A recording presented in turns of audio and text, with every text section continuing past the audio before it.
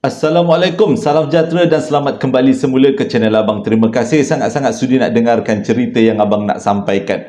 Hari ni Abang nak sampaikan 3 cerita. Dah lama Abang tak sampaikan 3 cerita. Harap-harap ceritanya dapatlah menghiburkan, pada masa yang sama dapatlah memberi hiburan. Dan sekarang ni dekat Melaka cuacanya panas betul. Cumanya Abang tak berani nak tidur buka tingkap. Kita ni pencerita kisah seram. Kalau tidur buka tingkap, takut-takut nanti ada yang menjengah. Jadi lebih baik tutup tingkap, mengelakkan daripada benda yang tak baik berlaku. Tapi memang panas betul sekarang. Rahmat.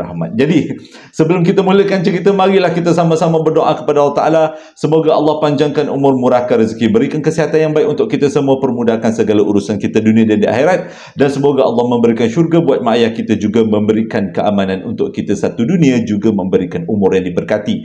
Jadi tanpa berlengah lagi, Abang akan mulakan cerita kali ini. 3 cerita dengan A'udzubillahiminasyaitanirrajim. Bismillahirrahmanirrahim.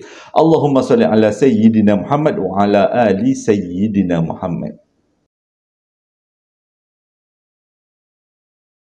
Cerita yang pertama ni disampaikan oleh salah seorang penonton yang penonton keluarga bersaja SPL atau JSPL Klan lah, yang namanya sebenar terpaksa Abang sembunyikan sebab dia minta. Jadi Abang gunakan nama Nisha dan dia ni adalah India. Jadi dia kata kisah ini berlaku dekat Tawau, dekat satu sekolah. Waktu tu dia bersekolah dekat sekolah tu, dan waktu kejadian dia masih lagi darjah 4. Jadi mungkin ada di antara kita yang beranggapan kalau budak-budak kecil ni sama ada dia berhalusinasi ataupun nampak benda yang bukan-bukan. Tapi kita hormati semua pandangan, walaupun anak-anak kita punya pandangan. Kadang-kadang anak-anak punya pandangan pun lebih menakutkan kan. Mak ada kepala.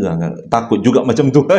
Pernah juga Abang dengar cerita kawan-kawan yang anak-anak kawan Abang yang waktu bercuti, mana lepas tu dia cakap dengan mak dia nampak perempuan masuk bilik, keluar bilik. Takut juga kan. Jadi cerita ini disampaikan oleh Nisha, berlaku pada tahun tidak dinyatakan, cuma pada waktu tu di darjah 3 dekat Tawau, Sabah. Lebih kurang tahun awal 2000-an lah macam tu. Dia bersekolah dekat satu sekolah yang sangat terkenal dekat Tawau, sekolah yang berprestis dia kata. Dan sekolah tu Abang bagi hint sikit, dia ada sin dekat nama sekolah tu dekat Tawau. Jadi dia kata dia ada 2 orang kawan, iaitu Aina dan juga Linda. Jadi diorang bertiga ni memang kawan baik, ke mana-mana pun pergi sama-sama. Jadi sewaktu kejadian tu adalah di hari, kalau tak silap Abang, di hari Rabu, yang mana pada waktu hari Rabu mereka ada subjek pendidikan jasmani. Disebabkan cuaca pada waktu tu memang cukup panas, jadi pendidikan jasmani cikgu dia minta ramai-ramai berkumpul dekat dewan orang ramai. Salah, dewan sekolah. Takkan dewan orang ramai kan, dewan sekolah. Jadi dekat situlah dia orang berkumpul ramai-ramai. Dekat sekolah tu dia kata daripada darjah 1 sampailah dia habis sekolah, tak pernah dengar cerita yang pelik-pelik, orang gantung diri ke, orang bunuh diri ke, tak pernah. Tapi dia kata dia nampak sesuatu yang pelik. Tapi bukan dia je, 2 orang lagi kawan dia pun nampak benda yang pelik yang datangnya daripada sekolah tu. Jadi waktu dia orang tengah berkumpul ramai-ramai dekat dewan tu, tengah bersenam-senam, jadi tiba-tiba Linda sakit perut. Disebabkan tandas kedudukannya agak jauh daripada dewan, mereka pun rasa macam tak selamat untuk Linda tu pergi seorang-seorang. Jadi Linda minta teman lah. Dia minta teman Nisha dan juga minta teman dengan kawan dia lagi seorang. Jadi mereka bertiga pergi ke tandas. Waktu tu dikata memang siang.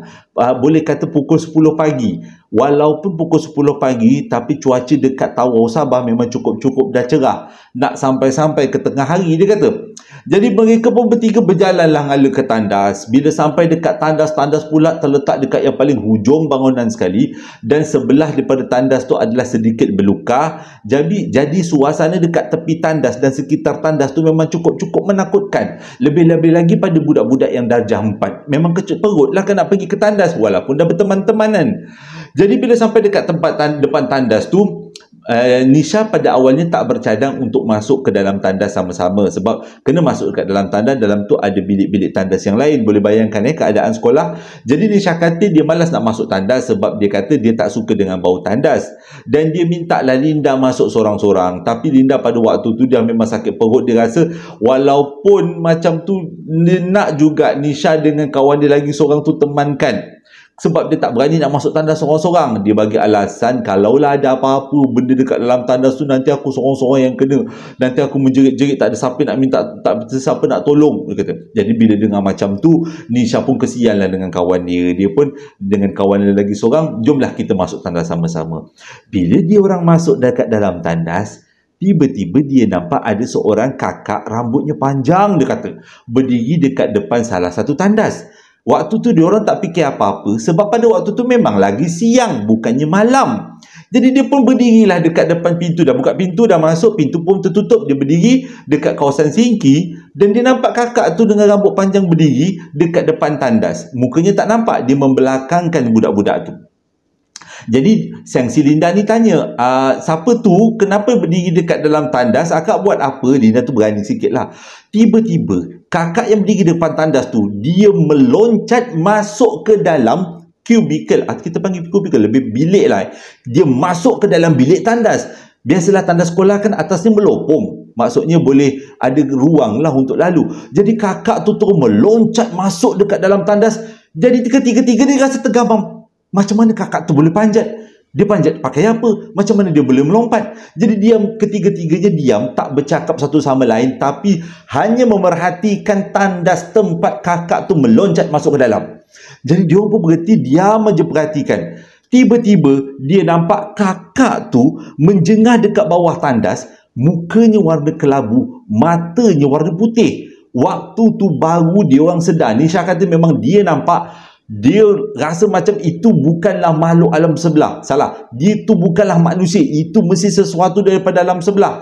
Yang pertama dia boleh loncat, yang kedua mukanya kelabu, matanya putih.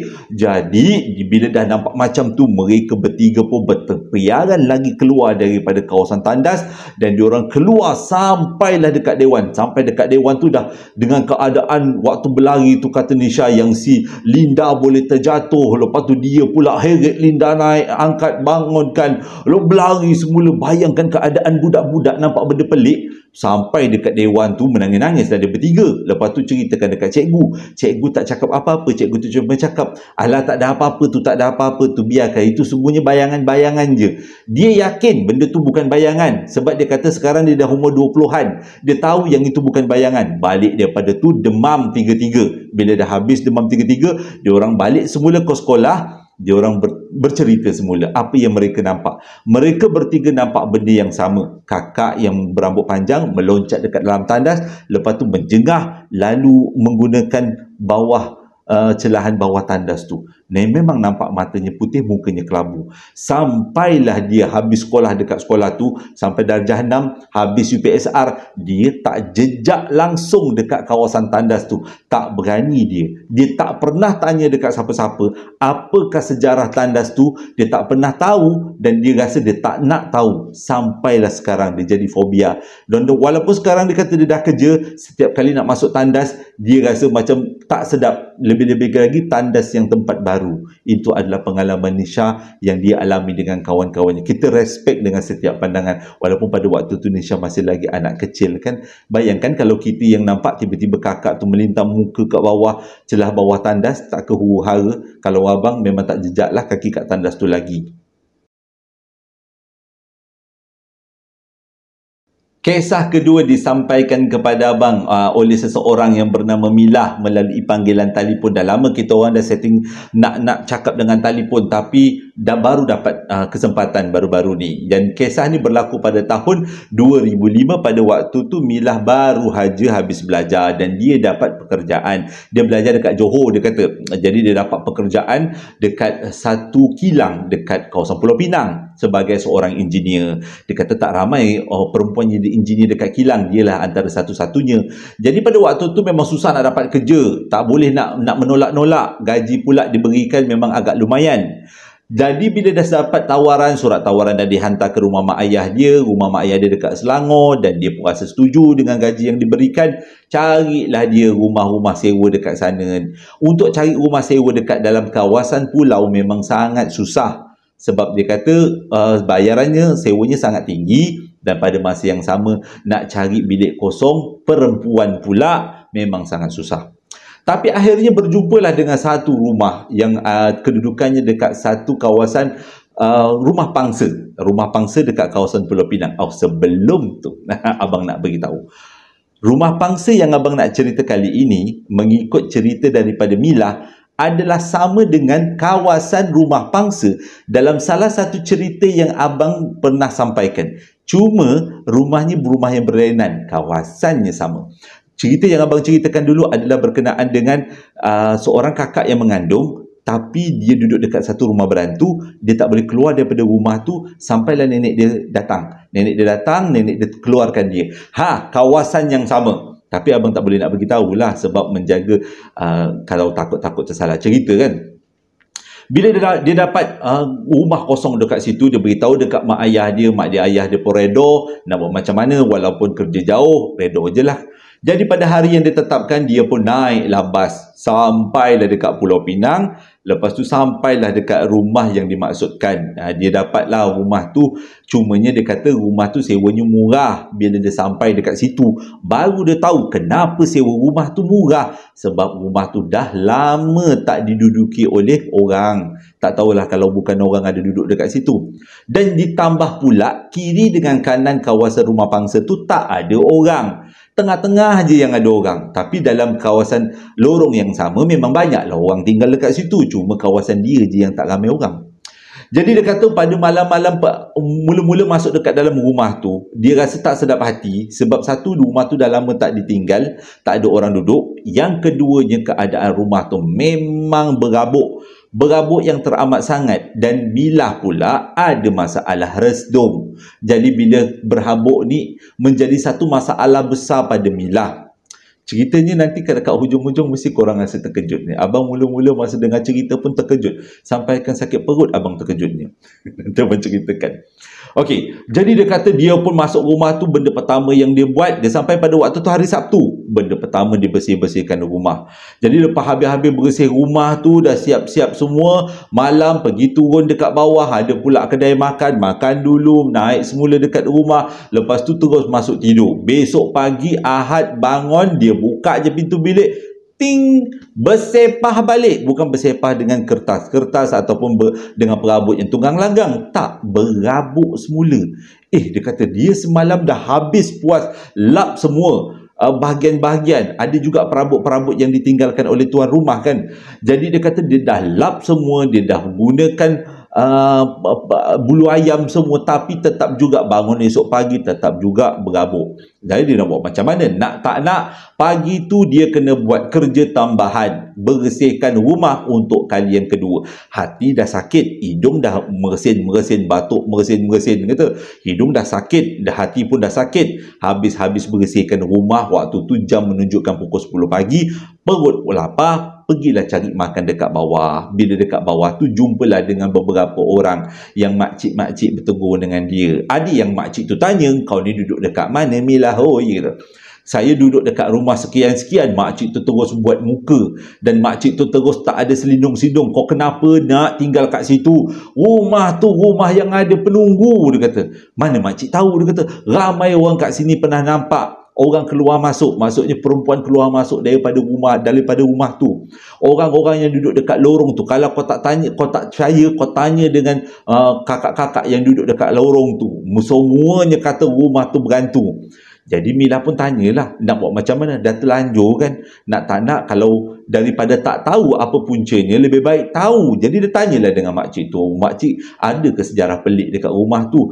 Memang sejarah pelik sangat dekat rumah tu. Kau bayangkan, dia kata, rumah ni dulu ditinggal oleh tuan rumahnya, tapi rumah tu tinggal 2 bulan aja. Lepas tu tuan rumah pergi. Dengan ceritanya tuan rumah tu teruk, kena kacau dengan makhluk yang ada dekat situ, sampaikan dia keluar dari rumah. Jadi bila dengar macam tu, Mila antara nak percaya dengan tak percaya. Mula-mula dia rasa macam tak nak percaya, tapi bila dia fikir, dia bangun daripada tidur dan rumah tu bersepah semula, berabuk semula, dia rasa nak percaya juga rumah tu ada makhluk lain yang tinggal. Jadi dia pun dah habis-habis sarapan, naik dekat atas. Dia tengok, kalau dia kata kali ni kalau dia naik, buka aja pintu, nampak rumah tu bersepah semula, berabuk semula. Petang tu juga dia angkat kaki cari rumah lain. Kalau tak jumpa, tidurlah dekat mana-mana masjid dulu. Tapi bila sampai dekat rumah dia bersih je, tak ada apa pun sebab tadi dia dah bersihkan.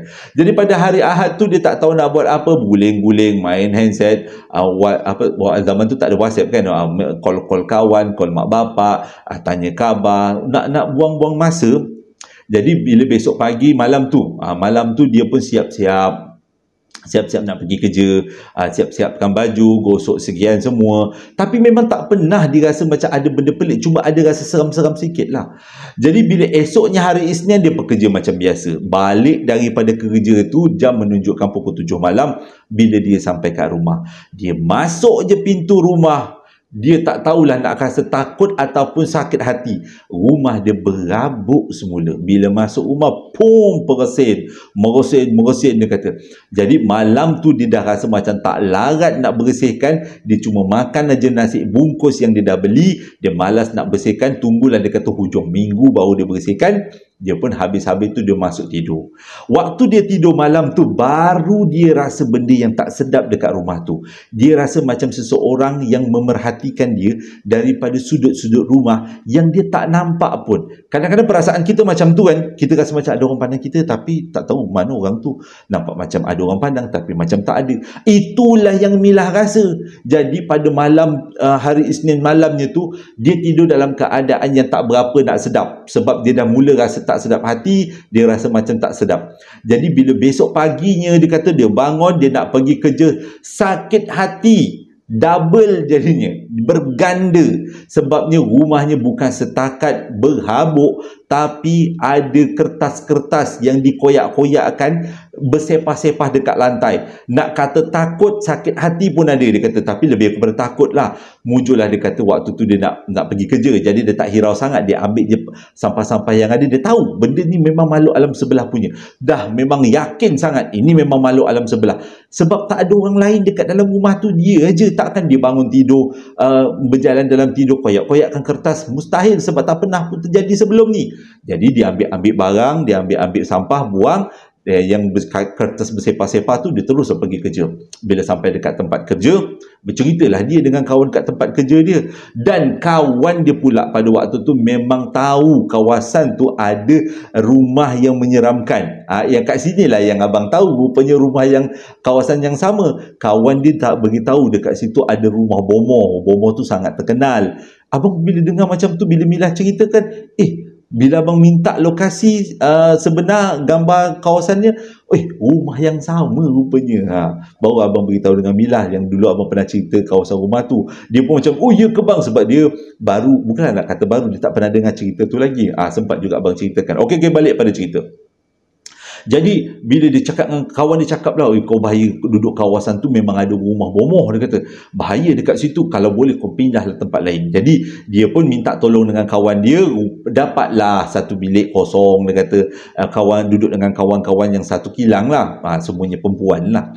Jadi pada hari tu dia balik kerja. Bila dia balik kerja, dia tengok tak ada yang bersepah, tapi habuk tu dah jadi triple. Orang kita panggil triple, dah jadi 3 kali ganda ketebalan habuk tu. Dia punya dalam fikiran Milah, benda ni nak halau aku ke daripada rumah ni. Jadi malam tu dia telefonlah tuan rumah. Dia tanya dengan tuan rumah, ada ke sejarah pelik dekat rumah ni?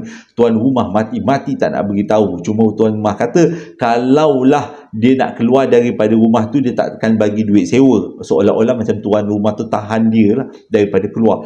Tapi Milah kata, dia rasa dalam hujung minggu dia nak keluar lah. Dia tak nak duduk dekat rumah tu lagi, dia dah jumpa rumah lain. Tapi tuan rumah kata kalau macam tu dia tak nak bagi pulang duit sewa lah, duit deposit kan. Tak kisahlah, tak pulang duit deposit pun tak apalah, dia kata. Kejadiannya malam ni lah. Kejadiannya satu je, tapi cukup menarik.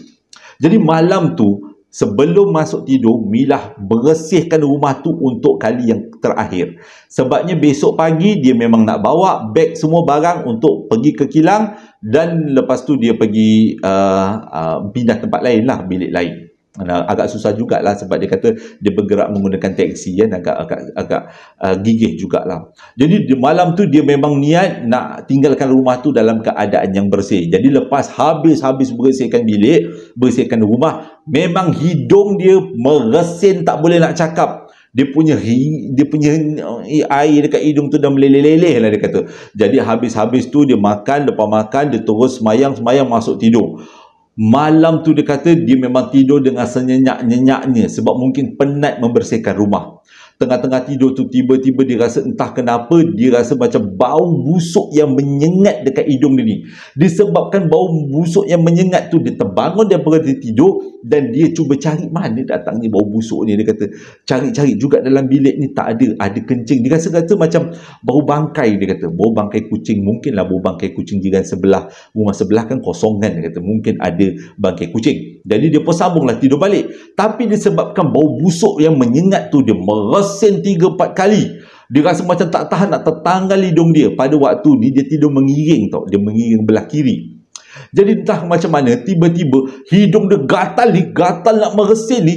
Dan pada waktu yang sama dia dengar dekat belakang dia macam ada nafas manusia.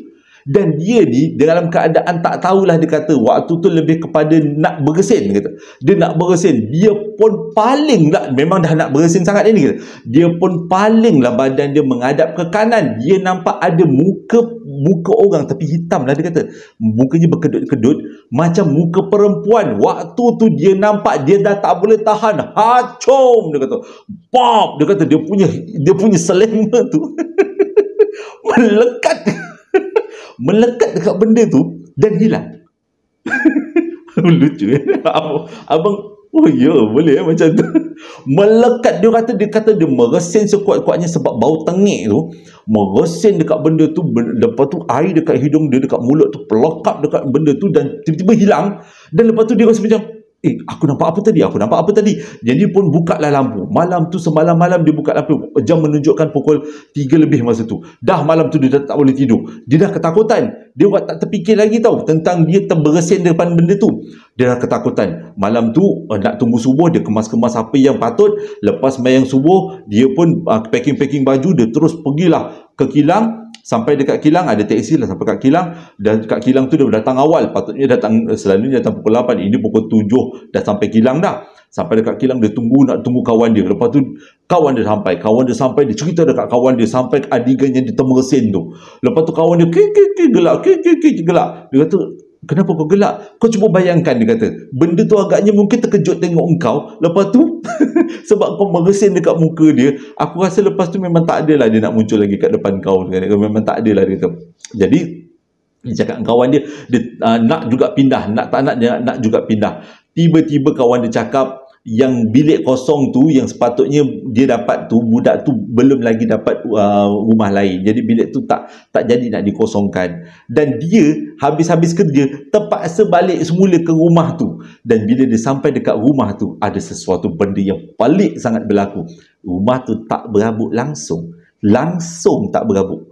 Jadi dia pun pelik juga, dah tak berabuk dah. Jadi dia pun tidurlah malam tu. Dia dah takut tu, tidur malam tu buka lampu. Tak ada pula bau busuk. Besok pagi bangun, tak pula berabuk. Lepas tu malam-malam seterusnya, hari-hari seterusnya dah tak berabuk dah bilik tu. Rumah tu dah tak berabuk. Dia pun terfikir, adakah disebabkan dia bersin tu menyebabkan benda tu macam terkejut? Dan benda tu rasa macam kurang hajar, dia kata siapa yang meresin kat muka aku, dan benda tu pergi daripada situ. Dia pun tak tahu, dia kata tak tahu macam mana nak cakap. Tapi itu yang berlaku. Misteri kan, dunia ni penuh dengan misteri. Kalau manusia pun kena meresin kat muka, kalau abang lah kena meresin kat muka, apa lempang lah jawabnya kau kena. Kau meresin kat muka aku. Begitu juga dengan makhluk. Mungkin dia tak marah dengan Milah sebab dia tahu Milah terkejut dengan dia. Datang pula dengan bau-bau yang tak berapa nak harum kan, menyebabkan member punya hidung tu tersekat, sakit, menyengat-nyengat. Tu yang meresin tu. Dan Milah duduk dekat rumah tu setahun je. Lepas tu dia dapat kerja, tukar kerja dekat Selangor, dekat dengan mak bapak dia. Jadi dia pun pindah Selangor. Dan kenangan dia kata, benda ni dia kata berdasarkan apa yang dia alami, kalau kita kejutkan mereka, maksudnya beritahu yang kita ada dekat situ, jenis-jenis yang liar lah ni, bukan jenis-jenis yang membela. Kita beritahu dia, mereka akan keluar daripada situ. Ya, kita kena berani lah, dia kata. Dan itu adalah satu cerita yang menarik bagi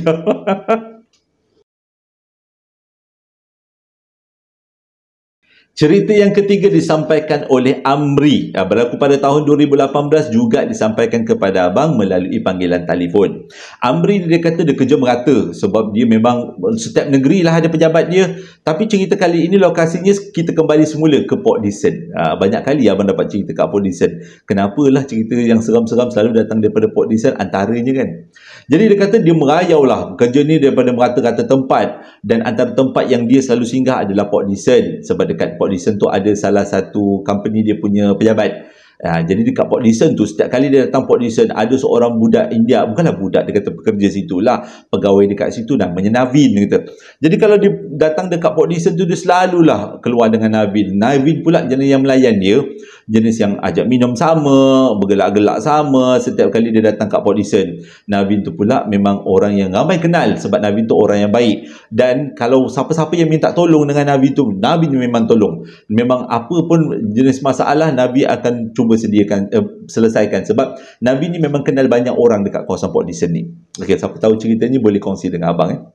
Jadi pada satu hari tu, kata Amri, dia pun pergilah ke Port Dickson. Hari tu pula hari Isnin, dia kata. Jadi dia pergilah dekat Port Dickson. Macam biasalah, sebelum pergi Port Dickson, dia pun pasang niat lah, oh ni kalau sampai Port Dickson ni nak ajak lah si Nabi ni pergi mengeteh dekat satu kedai nasi lemak yang ada kopi tarik, dia memang best gila lah. Nabi pula memang jenis melayan kan. Yang best pula, kata Amri, setiap kali datang Nabi mesti belanja.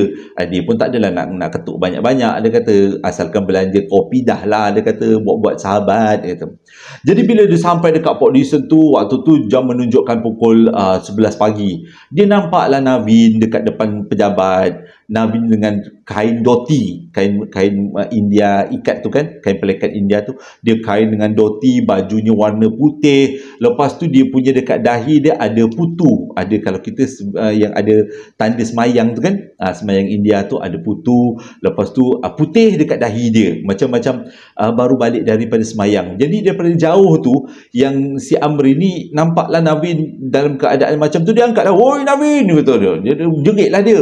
Jadi Navin pun pandang, Navin tersenyum dia dekat dia. "Oi, nanti dulu," dia kata, aku datang sana, aku nak ni, nak ajak kau punya minum kopi, tunggu kejap." Jadi dia pun bila dah macam tu, Navin pun angkat tangan dengan tanda Navin pun tunggu dia lah kan. Tunggu dia nak datang ke arah tu. Jadi dia pun bila dah macam tu, dia pun ambil lah barang. Bila dia ambil barang, dia pun galas lah beg dia keluar daripada kereta, habis ambil barang tu, dia tengok, Navin dah tak ada. Navin pergi mana? Lepas tu dia pun tak apalah, dia berjalan dekat office tu. Bila jalan dekat office, dalam hati dia pun mengomel-ngomel lah kan. Navin ni daripada mana nak ke mana? Kenapa bajunya putih? Kenapa kain dia kain doti putih? Lepas tu dekat dahi dia pula ada putih, maksudnya ada putu. Dengan kata lain, mungkinlah Navin ni pergi ni kot, sembahyang dekat kuil kot. Tapi dia pelik, jarang-jarang Navin, dia tak pernah sepanjang dia kawan dengan Navin bertahun, dia tak pernah nampak Navin macam tu selain daripada time di Pabali. Itu pun time pagi di Pabali. Itu je dia kata, dia tak pernah nampak Navin dalam keadaan macam tu. Pula Navin alim kali ni, ada semayang-semayang, upacara semayang ke, dia tak tahu pula kalau taipusam, tapi dia fikir taipusam macam lambat lagi, dia kata tak, di Pabali pun lambat lagi. Dia pun berjalan-jalan antara mengomel-ngomel nak mikirkan kenapa Navin pakai doti dengan baju putih dengan tanda-tanda macam baru lepas balik pada kuil. Dia pun masuk dekat dalam office. Masuk dekat dalam office tu, dia tanyalah, "Nampak Navin tak?" Dia kata. "Oh, Navin, kenapa?" Dia kata. "Tak adalah, tadi ada dekat depan office ni, nak cari mana Navin, nak ajak dia pergi minum kopi." Semua diam.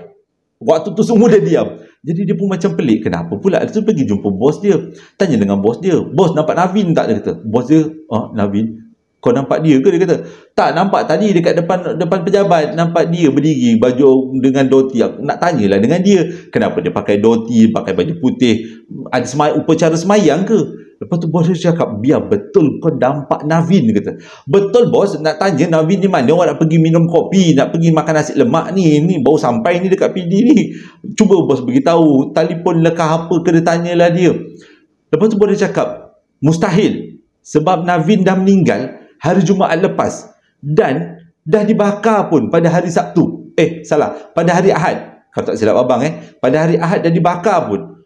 Waktu tu Amri macam, "Ya ke? Tadi saya nampak dia. Memang saya nampak dia," dia kata.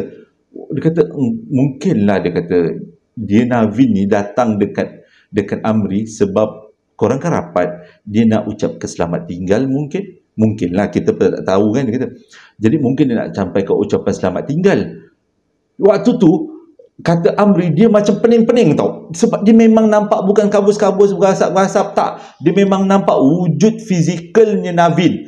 Tak puas hati, dia keluar daripada ofis, dia tanya dengan kerani, dengan semua budak-budak kerani lah, dengan staff-staff yang ada dalam situ, betul ke Navin dah meninggal. Tak puas hati juga, dia telefon bini Navin. Bini Navin kata memang dia dah meninggal. Dia cakap dengan bini dia, bini Navin, yang dia nampak Navin dekat depan ofis. Bini dia turun menangis-nangis. Sama ada bini ke mak dia, lebih kurang lah menangis-nangis. Dia kata, oh mungkin dia rindu sama you lah, dia nak ucapkan selamat tinggal lah dengan Amri. Sebab itu dia datang waktu Amri datang. Dah habis, memang yakin Navin dah tak ada, terduduk Amri pada waktu tu.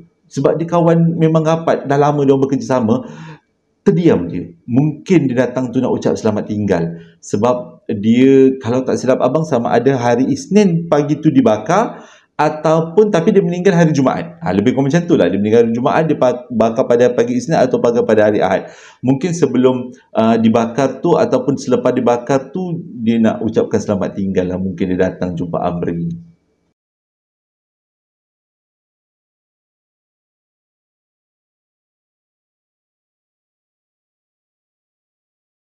Terima kasih sangat-sangat sudah dengarkan cerita yang abang sampaikan. Dah lama kan abang tak sampaikan 3 cerita. Abang harap ceritanya dapatlah menghiburkan. Ada juga yang cakap, abang cerita ni macam atuk-atuk bercerita.